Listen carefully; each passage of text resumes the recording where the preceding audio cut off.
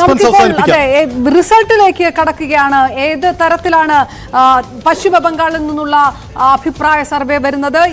42 സീറ്റുകളിൽ 25 സീറ്റും NDAക്ക് പ്രവചിച്ചിരിക്കുന്നു ഇത്തവണ. ഇന്ത്യ മുന്നണി അതേസമയം ഇന്ത്യ മുന്നണിക്ക് ഇത്തവണ സീറ്റുകളില്ല. അതാണ് പ്രധാനം. ഇന്ത്യ മുന്നണിക്ക് സീറ്റുകളില്ല. അതേസമയം TMCക്ക് 17 സീറ്റുകൾ എന്നതാണ് ചിത്രം.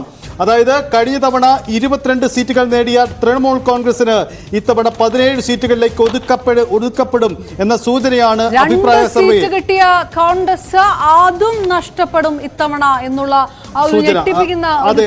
പക്ഷേ കോൺഗ്രസും ഇടതു പാർട്ടികളും ഒന്നിച്ചു ചേർന്ന് ഒരു മുന്നണിയായിട്ടാണ് ഇത്തവണ മത്സരിക്കാൻ സാധ്യത. ആ ഒരു സാധ്യത നിലനിൽക്കുമ്പോൾ എടുത്ത അഭിപ്രായ സർവേയാണിത്. ആ സർവേയിൽ പുറത്തു വരുന്നു ഇന്ത്യ മുന്നണിക്ക് ഇത്തവണ സീറ്റ് വെസ്റ്റ് ബംഗാളിൽ ഉണ്ടാവില്ല.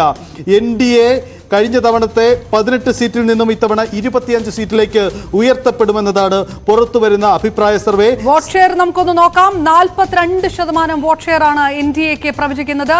14% വോട്ട് ഷെയർ ഇന്ത്യ മുന്നണിക്ക്. 14-ൽ ചുരുങ്ങുന്നു. 44% വോട്ട് ഷെയർ തൃണമൂൽ കോൺഗ്രസിനും അതോടൊപ്പം തന്നെ അതേഴ്സ് ഉള്ള കണക്കിൽ കൂടി 42% തൃണമൂൽ കോൺഗ്രസിന്. അതായത് NDAക്കും തൃണമൂൽ കോൺഗ്രസിനും തത്തുല്യമായിട്ടുള്ള വോട്ട് ഷെയർ കിട്ടും എന്നുള്ള രീതിയിലുള്ള സർവേ കൂടിയാണ് ഇപ്പോൾ വന്നുകൊണ്ടിരിക്കുന്നത്. മനു,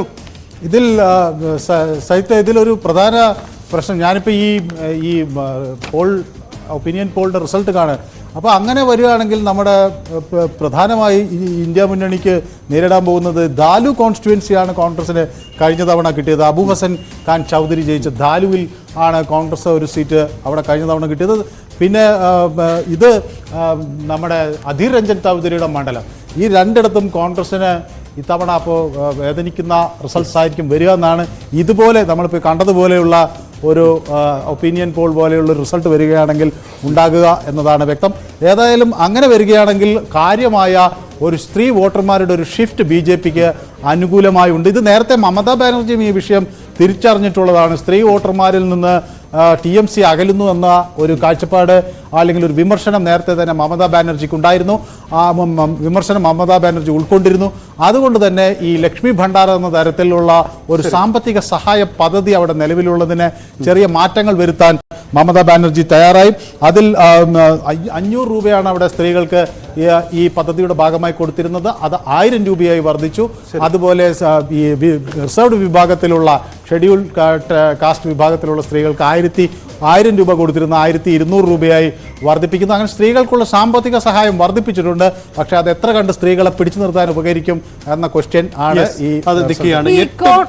പറഞ്ഞോളൂ. അതായത് പൗരത്വ ഭേദഗതി നിയമം 8 മണ്ഡലങ്ങളിലടക്കം നിർണായകമാകുമെന്ന് കരുതപ്പെടുന്ന ഒരു സംസ്ഥാനമാണ് പശ്ചിമ ബംഗാൾ. പക്ഷേ ഈ സർവേ കാലയളവിൽ പൗരത്വ നിയമം വിജ്ഞാപനം ചെയ്യപ്പെട്ടിരുന്നില്ല.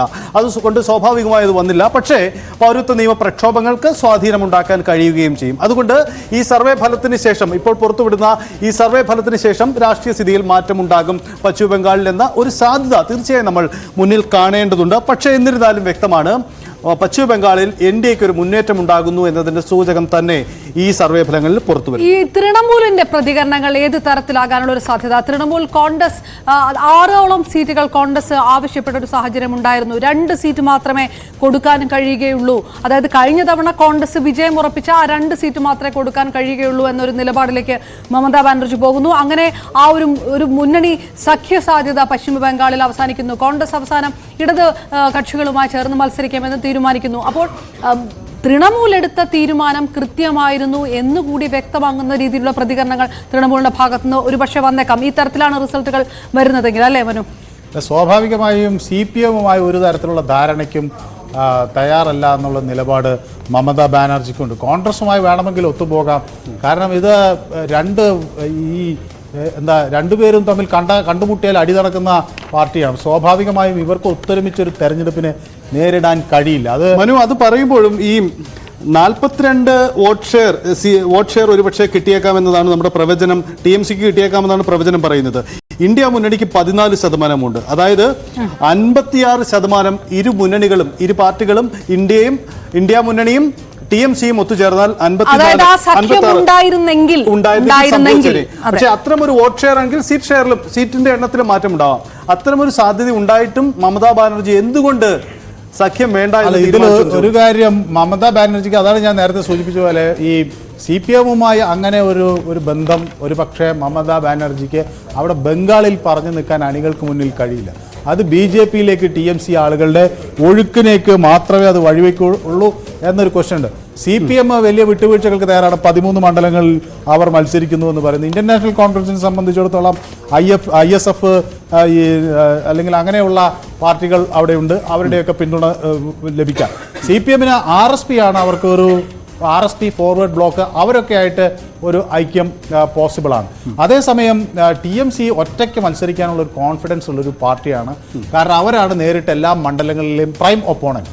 അവർ അത് CPM ആയിക്കോട്ടെ, അല്ലെങ്കിൽ മറ്റ് ഏതെങ്കിലും പാർട്ടികളായിക്കോട്ടെ, കോൺഗ്രസ് ആയിക്കോട്ടെ, BJP ആയിക്കോട്ടെ, പ്രധാന എതിരാളി വരുന്നത് മമതാ ബാനർജിയുടെ TMC ആണ്. അതുകൊണ്ട് തന്നെ ഈ തെരഞ്ഞെടുപ്പിൽ ഒറ്റയ്ക്ക് നേരിടാൻ ഉള്ള ഒരിത് മാത്രമല്ല, എന്ത് തരം വിട്ടുവീഴ്ചകൾ നടത്തിയാലും ഈ പാർലമെന്റ് തെരഞ്ഞെടുപ്പിലേക്ക് വരുമ്പോൾ അത് മമതാ ബാനർജിക്ക് നഷ്ടമാകും എന്നുള്ളതാണ്. കാരണം സ്വാഭാവികമായി ഇപ്പോഴുള്ളതിനേക്കാൾ സീറ്റ് കുറയില്ല എന്നൊരു ആത്മവിശ്വാസം മമതാ ബാനർജിക്കുണ്ട്. അപ്പോൾ വിട്ടുവീഴ്ചകൾ നടത്തിയിട്ട് ഉള്ള അല്ലെങ്കിൽ നിലവിലുള്ള സീറ്റ് നിലയിൽ നിന്ന് താഴോട്ട് പോകേണ്ട ഒരു സാഹചര്യം ഇല്ല എന്നുള്ളൊരു ഒരു ഘടകം കൂടെ ഒരുപക്ഷെ വർക്ക് ചെയ്യുന്നുണ്ടാവും. എനിക്ക് തോന്നുന്നു ഇപ്പം ലോക്സഭയിൽ ഒരുപക്ഷെ സീറ്റ് കൂടുതൽ കിട്ടിയാലും ഭരണമൊന്നും കിട്ടാൻ പോകുന്നില്ല ഇന്ത്യ മുന്നണിക്ക്, അല്ലെങ്കിൽ BJP ഇന്ന് മറുചരിക്കും ഭരണം കിട്ടാൻ പോകുന്നില്ല. അപ്പോൾ ചില വീഴ്ചകളും ചില നഷ്ടങ്ങളും ലോക്സഭയിൽ ഉണ്ടായാൽ പോലും ഇത്തരം ഒരു മുന്നണി സംവിധാനത്തിലേക്ക് വീണുപോയാൽ അത് സംസ്ഥാന രാഷ്ട്രീയത്തിലെ നിയമസഭാ തെരഞ്ഞെടുപ്പിൽ നഷ്ടങ്ങൾ ഏറെ ഉണ്ടാക്കുമെന്നൊരു കണക്കൂട്ടൽ കൂടി മമത നടത്തിയിട്ടുണ്ടാവും. പിന്നെ അതുപോലെ വേറൊരു ഫാക്ടറും കൂടി അവിടെയുണ്ട്. അത് മറ്റെല്ലായിടത്തും ആളുകൾ BJP-യിലേക്ക് പോവുകയാണെങ്കിൽ ബംഗാളിൽ BJP-യിൽ നിന്ന് ആളുകൾ TMC-യിലേക്ക് പോകുന്നതിൻ്റെ ഒട്ടനവധി ഉദാഹരണങ്ങൾ നമുക്ക് അവിടെ കാണാൻ കഴിയും. ഇപ്പോൾ BJP-യുടെ ഒരു സ്ട്രോങ് ഹോൾഡാണ് ഈ ആലിപ്പൂർ ദറ. അവിടെ BJP-യുടെ ഒരു പ്രധാന നേതാവ് ജോൺ ബർല, അദ്ദേഹം ഉടക്കി നിൽക്കുകയാണ്.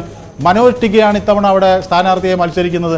തൻ്റെ എതിരാളിയാണ് മനോജ് ടിഗ എന്ന് ജോൺ ബർല പറയുന്നു. അവർ തമ്മിലുള്ള തർക്കം രൂക്ഷമാകുന്നു. അത് ഏത് തരത്തിലേക്ക് വരും എന്നുള്ളത് നമ്മൾ അതുപോലെ പലയിടങ്ങളിൽ ഇപ്പോൾ പിന്നെ ജഗ്രാം MP TMC-യിലേക്ക് വരുന്നു. അതുപോലെ ഈ റൺഘട്ടിൻ്റെ ദക്ഷിണ റൺഘട്ടിൽ നിന്നുള്ള MLA അവർ BJP-യിലേക്ക് വെക്കുന്നു. മുക്താമണി അധികാരി അവർ BJP-യിലേക്ക് വരുന്നു, അല്ല BJP വിട്ട് TMC-യിലേക്ക് വരുന്നു. ഇതൊക്കെ ഈ